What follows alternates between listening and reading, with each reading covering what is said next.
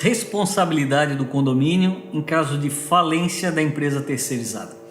Quando eu falo falência, eu não estou usando o termo técnico, de falência, mas aquelas situações em que a terceirizada simplesmente foge sem dar notícias, simplesmente fecha suas portas e vai embora. Esse é um tema muito importante em razão da frequência com que acontece. Todos os dias nascem empresas terceirizadas sem estrutura nenhuma, começam a oferecer os seus serviços de limpeza e portaria nos condomínios por um preço muito abaixo do oferecido pelo mercado, conseguem arregimentar aí uma clientela, fazer uma carteira de clientes, contratam pessoas com uma qualidade de trabalho inferior e colocam nesses postos de trabalho, ok? Por oferecerem um valor muito baixo, o serviço acaba deixando a desejar. E se o preço é baixo, alguém está perdendo com isso.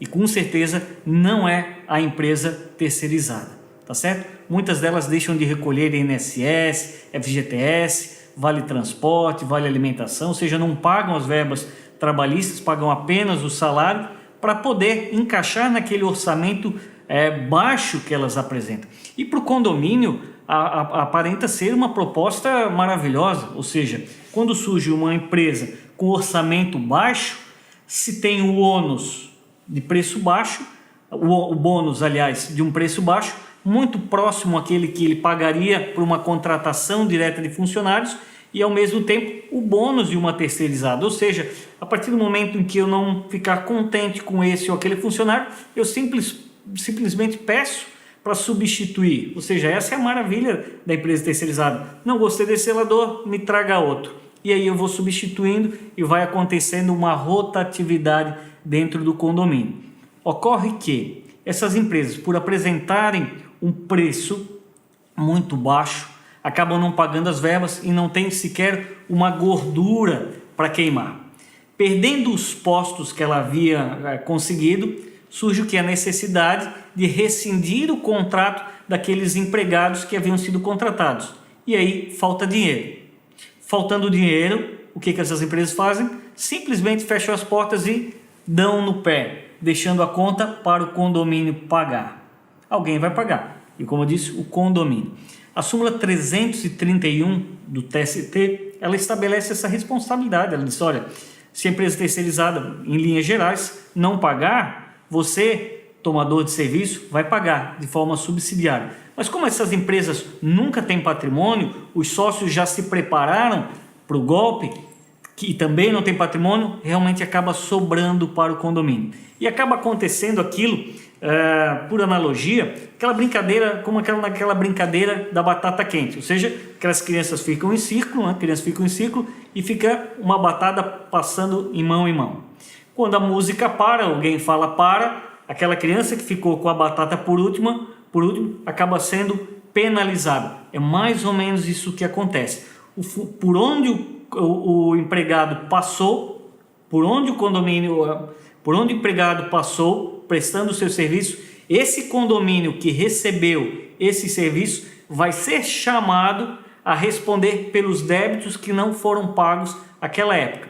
Então, se um funcionário da terceirizada trabalhou no seu condomínio há 6 meses atrás, durante 3 meses, ele vindo a posteriormente ingressar na Justiça do Trabalho para requerer as verbas não pagas, daquele período de 3 meses, o seu condomínio vai ser responsabilizado. Isso acontece muito com relação ao INSS, ao FGTS, ao Vale Alimentação, Vale Transporte e adicional de insalubridade. Ou seja, aquele período que ele trabalhou para o seu condomínio, você vai ter que responder. E o pior é para aquele condomínio último, ou seja, para aquele empregado que ficou naquele condomínio por último, esse condomínio vai ter que responder pelas verbas rescisórias, aviso prévio, multa do 467, 477, ou seja, várias outras verbas, multa do FGTS, ou seja, acaba ficando realmente com a penalidade maior. Então essa analogia da batata quente nos serve para ilustrar bem o problema. Então, o que acontece na prática? Vários condomínios, que eu já vi acontecer isso, são chamados na Justiça do Trabalho por 13 empregados. Ou seja, todos eles passaram por aquele condomínio em rotatividade e posteriormente chamam esse condomínio para responder na Justiça do Trabalho, ok? A defesa, claro, mas no mínimo o condomínio vai ter que gastar, né, com despesas com um profissional habilitado, com um advogado, para se defender no processo. Então, o que deve acontecer? Quando se pensar na contratação de uma empresa terceirizada de vigilância e limpeza, deve-se optar por aquela empresa que claramente ofereça segurança, que pague todas as verbas trabalhistas em dia e que você faça essa exigência. O fato de contratar uma empresa terceirizada de fundo de quintal simplesmente pelo preço é um problema anunciado. Isso vai acontecer. A matemática não é mágica, é uma ciência exata. Se você soma salário, mais verbas de fundo de garantia, um provisionamento para férias, você chega, e mais o lucro do empregador, você chega a um valor X. E se você fizer os cálculos, muitas dessas empresas apresentam orçamentos ridículos, onde não é possível o pagamento dos salários e de todos os encargos trabalhistas desses funcionários. Então, ao escolher uma empresa terceirizada, opte por aquela que realmente traga segurança. Se for para escolher pelo preço baixo, opte pela contratação direta dos empregados, pelo condomínio. Ok? Tomando essas precauções, com certeza seu condomínio não vai ter problema ou dificilmente terá problemas. Tá certo? Espero que vocês tenham gostado. Compartilhe o nosso vídeo, deem um like e até o próximo.